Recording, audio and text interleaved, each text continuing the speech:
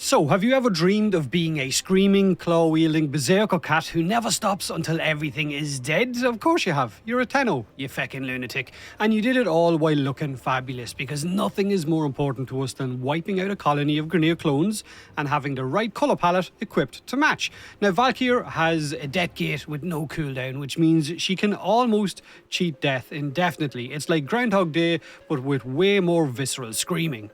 So, let's talk about the new and improved Valkyr. I know I'm a little bit behind on this one, but cracked vertebrae in your neck don't really give a feck about schedules. Now, Valkyr is a Warframe that is so much fun right now. She's incredibly mobile, incredibly fluid with her attacks, and incredibly tanky. But as the years have gone by, she has gathered dust for a lot of players, especially over the last 5 years, where her usage has seen a steady decline. Now, she has been transformed into a relentless, too angry to die, health tanking melee powerhouse. But the changes didn't come without controversy, and I guess concern from players about the new Valkyr maybe not being able to health tank at higher levels, something that multiple Tenno have already managed to do since her rework has dropped, with both high investment builds, shield gating, but also just normal investment builds as well. But over the timeline of her changes being announced and then being actually released into the game, there was a lot of community feedback, but also a lot of testing from DE's test cluster,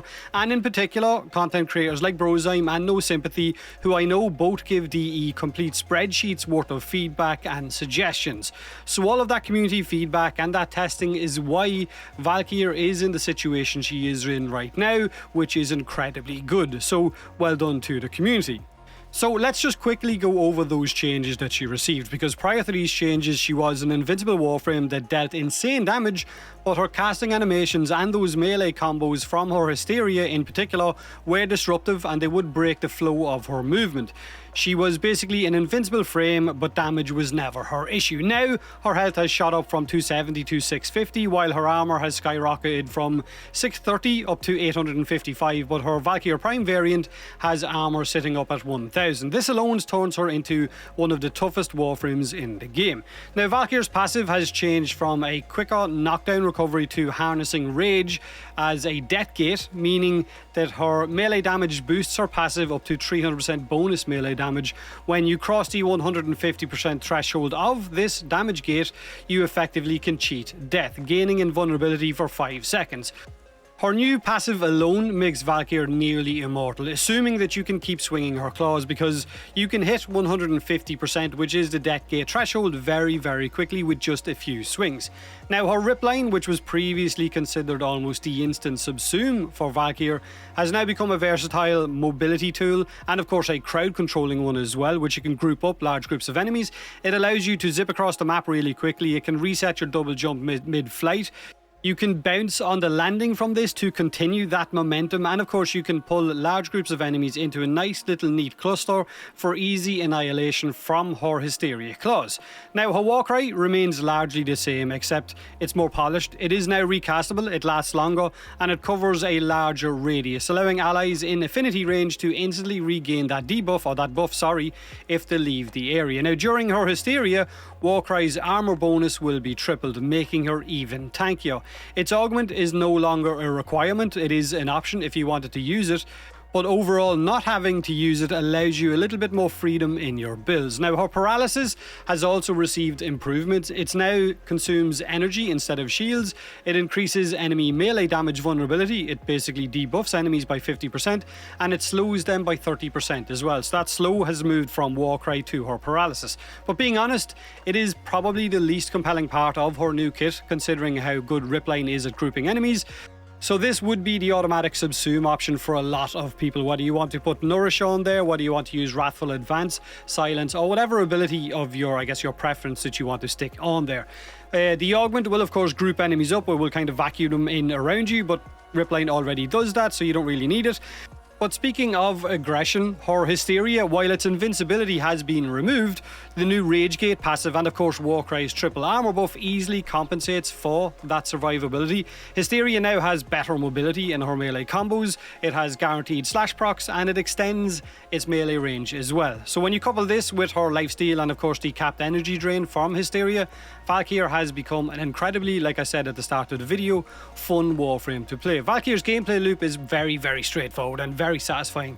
You basically keep your Warcry up for maximum buffs, you use Ripline to cluster enemies together, then dive into them and blend them with her claws, refresh your abilities periodically, but otherwise just keep swinging and I guess reveling in the chaos. Now, further optimization, you could subsume Banshee's Silence, Grendel's Nourish. Like I said, you could put any different ability that you want on there, but you could also throw on some of the Amalgam mods onto your other weapons as stat sticks. So Amalgam Serration will give you sprint speed increase, Amalgam Diffusion will give you dodge speed, but you could also carry the Incarnon Okina for its sprint speed evolution in the Incarnon Evolutions, or the Incarnon Praetos for its parkour velocity and also its, I guess, slightly less sprint speed evolution that it has compared to the Okina, which all sync perfectly well with your Valkyr playstyle, because now she's going to move a lot faster, she's going to dodge faster, and she's also going to have parkour velocity added into that, along with the Ripline, along with the grouping, and along with the more fluid attacks from her Hysteria. In short, Valkyr is in a much better place right now than she was prior to her rework, because prior to her rework, no one was really playing with her,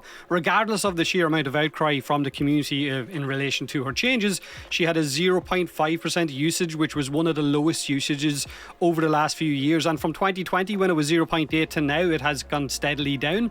So she's in a much better place, she's more fun to play, and she feels like more of an angry berserker that can just zip all around the place really quickly than she did before the rework. But of course, that's just my opinion. By all means, let me know in the comment section below what you think of the Valkyr changes. Now, if you are new enough to Warframe and you've got your hands on a Valkyr or a Valkyr Prime and you're trying to figure out what way to mod her in relation to her new rework, but you don't have the best mods, you don't have the best arcanes, then a build like this will typically get you through Steel Path. That's how powerful she is, and that's how good her survivability is. You don't need the best mods to carry you through Steel Path. This will actually work on your Valkyr.